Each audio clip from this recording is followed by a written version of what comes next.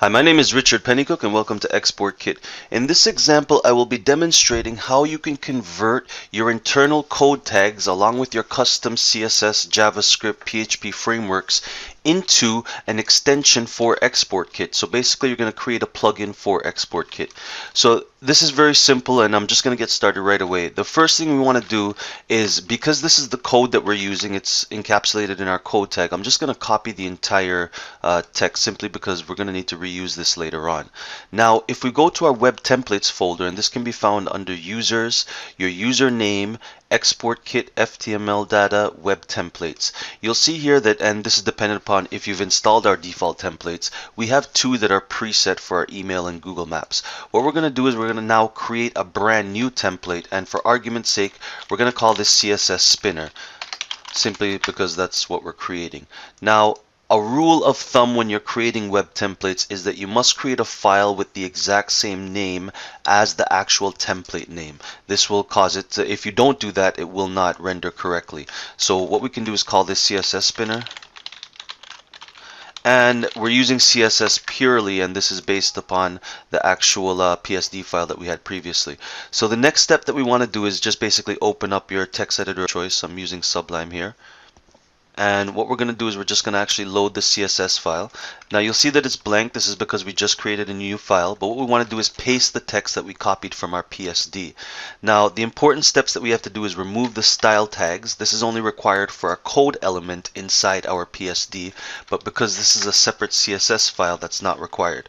An important note though is that you must add a title via comments in CSS, or your script and your web templates will not render correctly. This also applies for PHP and JavaScript.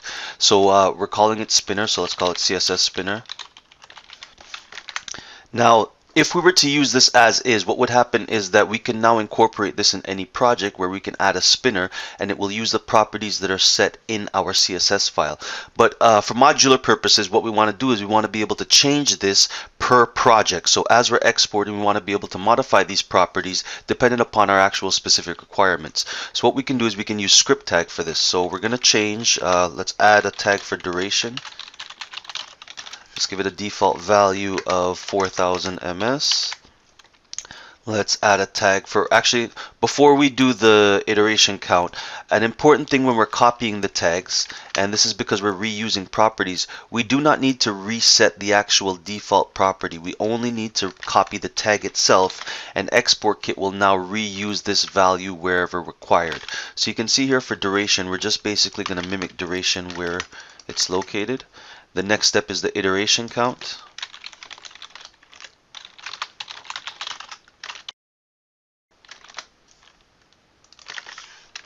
And there we go. Now what this will do is Export Kit will now allow us to modify the duration, iteration count, timing function, but also add these default values that we set within our CSS file, and it will basically copy the information as required wherever we've set our script tag. So the next step that we can do is we can now go back to Photoshop. Now, because we're using this animation and it's already set within this design, we're going to use a different design so that we can demonstrate now how you basically created your own custom plugin. So what we're going to do is we're just going to load up our shape effects. Now, based upon our CSS file, we're looking for a class called Spinner, so we need to add that class. Now, secondary inside Export Kit and Photoshop, well actually any environment, what we're going to need to do is once we create a style for an individual element, we have to actually add the default styles also. So this is a two-way situation, and let's work with the inner shadow rectangle just to demonstrate. So the first thing we're going to need to do is we're going to need to add our default styles at the very top, so let's add that. Now this is our CSS styles folder. Now within this, what we want to do now, and this is the rectangle that we're using, we want to basically copy this element to our CSS styles. It's irrelevant, its position and size. Export Kit is only concerned with what effects and layer styles you've used within the actual element itself. So let's call this Spinner. Now, for argument's sake, let's give it a random color. What we're basically doing is we're assigning a default color to the element when it exports. And this is because we're using an individual CSS style on the actual element. So let's add that. And let's call it Spinner. Now what we've done is we've assigned our spinner, and this can be any color here. Export Kit will basically now change this element's properties to match the spinner that we've created in our CSS styles. And again, this could have been any size or shape and positioned anywhere on your actual design. Now, be it said, we can begin to export as is. What we're going to do is we're going to load up our individual plugin that we've created, and we're going to test out a few of the properties.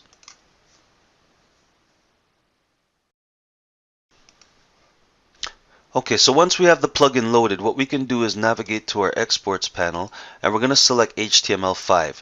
Now we want to customize, and once we hit our edit list, you'll see that we now have our CSS spinner template that we previously created. So when we select these, you'll see now that we also have the individual properties that we can now modify with the default values that we set in our CSS file. So again, we have our script tag for duration, iteration count, our timing function, and our default values. What Export Kit will do in the export is it will actually now include this file along with the options that we set. So assuming that we don't want 4, let's change it to 2. We don't want infinite, let's make it maybe 3 iterations that we want. And now once we export this, what Export Kit will do is now basically change these properties so that it will map to the actual output when you export. So it will copy all the required files. You don't have to worry about anything. Once you create your web template, Export Kit does the rest. So it makes it very easy to encompass your custom framework or any project within your actual design and output itself. So let's go ahead and let's actually take a look at this. So if we load our browser and we navigate to our folder, and you can see that Export Kit copied the required files. So now if we go ahead and we take a look, you'll see that now we have our CSS animation that we added directly inside our export with little to no effort. Also using the properties that we set. So we set it a little bit faster, and we also basically capped the iteration count at 2. So if we go back to Photoshop really quick, and if we were to change this now, let's call it infinite. And let's maybe make this slightly faster, so 1.5, and let's re-export.